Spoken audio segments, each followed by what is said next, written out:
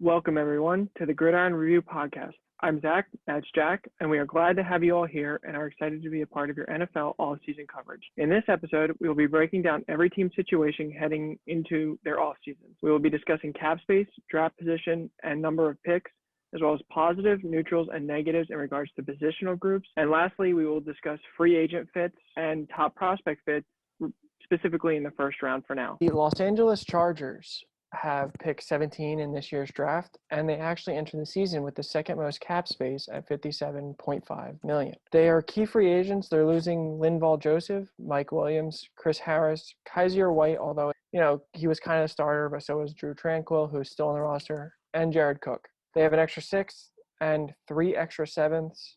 Obviously, their positive start with Justin Herbert. He is one of the best young quarterbacks, and maybe after the season cements himself as a top 3, top 5 quarterback, if he's not there already, depending on who you talk to. Their linebackers are pretty strong. They have Austin Eckler and a few good backups as a neutral position for us. At the running back position, they could use another body, maybe a power back. Their wide receivers are okay. Keenan Allen is obviously good, and then Josh Palmer was a good pick last year, but without Mike Williams, you're missing some size and an outside presence there. Their offensive line is doable.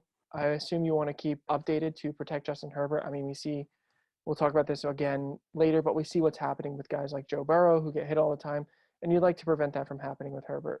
And their defensive backs, their safeties specifically, are 2 pretty good ones, although they're hurt all the time, in Derwin James and Nasir Adderley. So you could add another safety.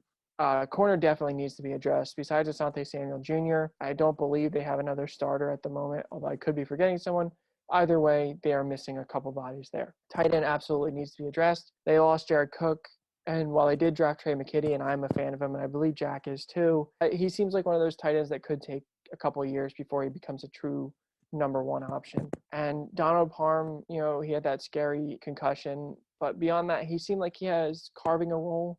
However, you're still missing the number 1 to get most of the targets, at least this year. For as far as free agency goes, speaking of the tight ends again, we think someone like David Njoku, more of an athlete versus a blocker, like he can be the guy that you target a lot and have McKitty as your primary blocker who can leak out for pass for the time being. There's been a lot of rumors that Devontae Adams wants to go play with Herbert, and the Chargers have the cap space to do it. So if Adams is saying that, then make it happen. Surrounding Herbert with Keenan Allen and Devontae Adams, 2 of the better route runners, with Adams probably being the best or top 2 in the league, that would be helping out your quarterback even more. And if for whatever reason Devontae, maybe he wants too much money, maybe he stays with Rodgers somehow, or maybe he rejoins his old running mate that we'll cover in a little bit, then it's probably someone like Allen Robinson or Michael Gallup. Allen Robinson's been catching passes from bumps his whole career. Herbert would easily be the best quarterback that he'd ever had throw to him. And again, you'd be pairing them with Keenan Allen to make a really good one too. So,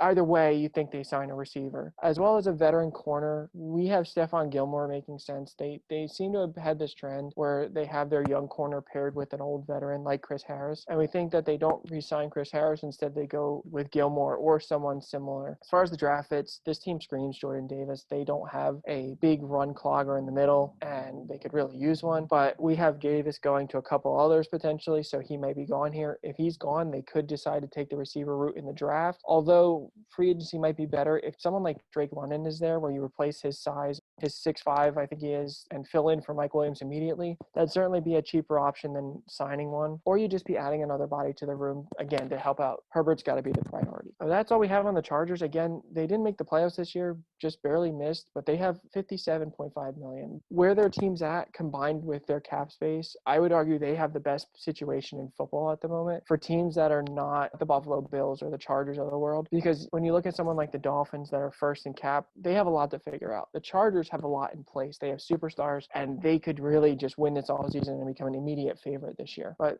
we will move along the draft order with the next team. Jack, it's all you. The New Orleans Saints have the 18th pick in this draft. There's so much wrong with this team right now. And on the surface, you might think like, oh, that's that's such a false statement, but the Saints are a prime example of a team that is in win now mode. And this is the consequences you face trying to be in win now mode. And this team has $76 million in the hole from cap space. There's teams in some years that have 77 million in open cap. The Saints are that, just in debt. And for a team with no quarterback, this team is no longer in win now mode. With a new coach, man, I hope they give Dennis Allen a long tenure, because this could be a team we don't see winning again for years, depending on what they decide to do this offseason. To start, I mean, your free agents are Winston, who didn't actually play all that bad this year. He got hurt, which is why the Saints kind of sputtered. But with Jameis, they're probably a playoff team again. And that's part of the ending of the win now. But you also have Teron Armstead and Marcus Williams to round out the top free agents for them. In terms of draft picks, as it sits right now, they have no sixth, but they do have an extra third. And I really do think that by April 28th, the Saints are going to have a lot more than that. I think that this is a team that needs to start moving pieces around, the older guys, the overpaid guys, and you need to start clearing cap, not just for this year, but any weird sort of cap hits. And I'm not a salary cap expert, and I don't think Zach is either. But we know that, especially on long-term deals, you're going to take the hit over multiple years. You need to start getting rid of it and start building young again. Because without Breeze, without being able to sign Winston, you're not a win-now team. I mean, as it sits right now, you're probably rolling with Taysom Hill as your quarterback. And I love Taysom Hill, don't get me wrong, but he cannot be the starter of this team.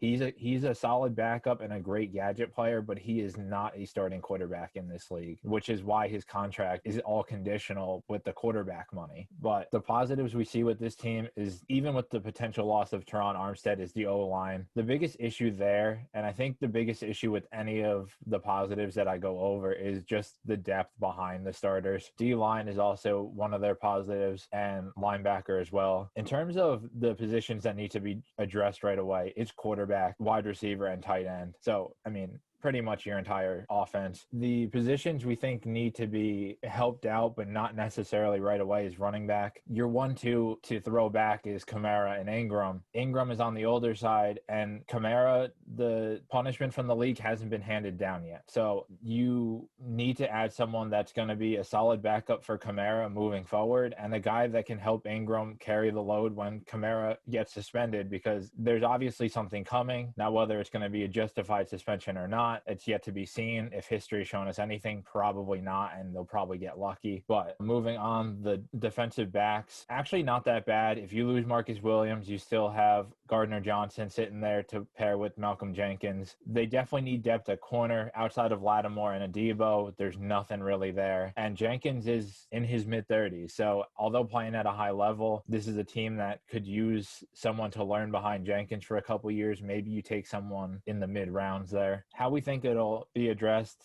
I mean, good luck. That's all I got to say. Dennis Allen, just start getting rid of these guys. I know it would mean tearing your defense apart, and you love your players, but you're the head coach now. You're not just a defensive coordinator. You can't defend these guys. You need to be the leader that realizes that this team needs a lot of work. And who knows, this cap situation might be the reason that Sean Payton walked away. Like, for all we know, Payton might have looked at this team and said, we were in win now mode. We didn't win. I don't know if I can handle the stress of having to rebuild this team again, and handed it off. And unfair to Dennis Allen, like I said, I hope he gets the time to fix this team that he deserves. But I mean, it's got to start with trading players, getting picks. And I mean, this draft, depending on the position, fairly strong. But even if it's picks in the future to just help build over time, I think it's a really, really good place to start. The Saints do have a first rounder this year. I think that you could go one of two places here, and it's quarterback or receiver. As I spoke on before, Taysom Hill is a very nice backup, but he's not the guy. And Ian Book did not at all look like the guy. I think that you need to at least consider one of the quarterbacks here. You're mid-first round, so you're not necessarily reaching on a quarterback, I guess, depending on who you decide to look at. But I think that you need to look at somebody. And maybe it's not Willis, even though Tomosi's the top, just because you don't have anyone sitting behind him to work on his throw throwing motion. Do you really want Taysom Hill to teach Malik Willis how to throw a football? I wouldn't. So maybe it's somebody like Sam Howell, who I'd argue might be the most ready guy, or a guy like Corral, who might take a couple years to develop into something. But, at least it's something for the year, because